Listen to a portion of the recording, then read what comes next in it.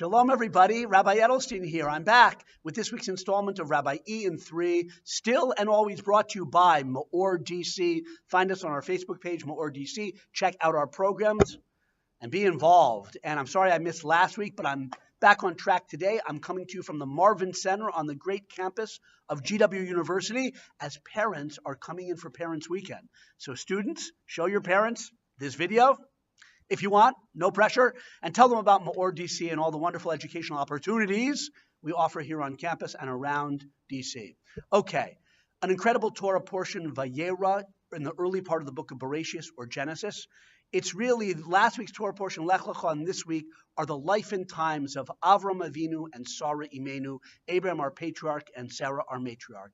It's the foundations of the Jewish people because the covenant that God establishes with them and the ideals that they are embodying are what we are supposed to follow in their footsteps, in the covenant, living those ideals.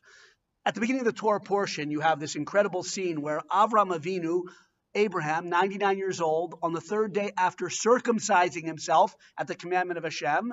What would you be doing, you think, if you were not even 99, maybe in your 50s like me? If you circumcised yourself on the third day, I don't know, you'd be with the Motrin or something stronger in bed sleeping. But Avraham is out in front of his tent in the desert in the heat of the day, looking for guests on whom to shower kindness and chesed. Because above all else, Avraham is the embodiment of that trait of kindness, chesed. And he's doing so to mirror Hashem's trait of chesed, kindness, bringing this world into existence, giving us life and everything else good. So we have that incredible scene at the beginning of the portion, but I want to skip ahead because in this portion you have what I like to call one of the early mission statements of the Jewish people. Every organization has a mission statement. I know GW must, to be proud colonials and do good things. Well, I'm not sure what the mission statement is. I am not sure. But in any case, they have a mission statement. Well, we Jewish people have a mission statement. Many in the course of the Torah, but one of the embryonic articulations of the mission statement is in this week's Torah portion. Hashem is about to destroy Sodom and Gomorrah, two wicked cities where it was against the law to do kindness to others. And they would torture and kill beggars who would come into the city. That's how evil. They were rich and materialistic and proud of their wealth and did not want to benefit others. The very antithesis of Abraham, actually. But God is about to destroy those cities. And he says, I'm going to let Avraham Avinu, Abraham, into my plan. Obviously, we know he's trying to elicit something from Abraham.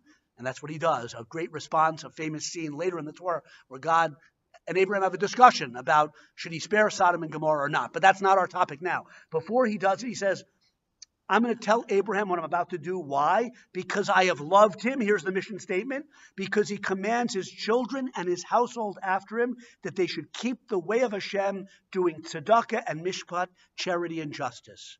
That's a mission statement of what the Jewish people are supposed to do in this world. They are supposed to command their household after them to keep the way of Hashem, doing charity and justice. There are really four things there. Justice, not harming somebody else, not hurting them, their property, their feelings. Tzedakah, charity, quote unquote, that's the step above it. Doing good positively to others. Do unto others as you would want them to do unto you. Spread blessing and goodness. But it can't be your own idea of justice and righteousness. It really can't. That can get into big problems. It has to be following the way of Hashem, moored and grounded in the other values of the Torah and the commandments of the Torah.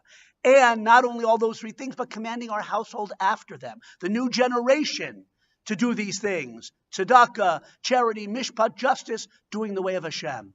Have a wonderful Shabbos. Think about that mission statement.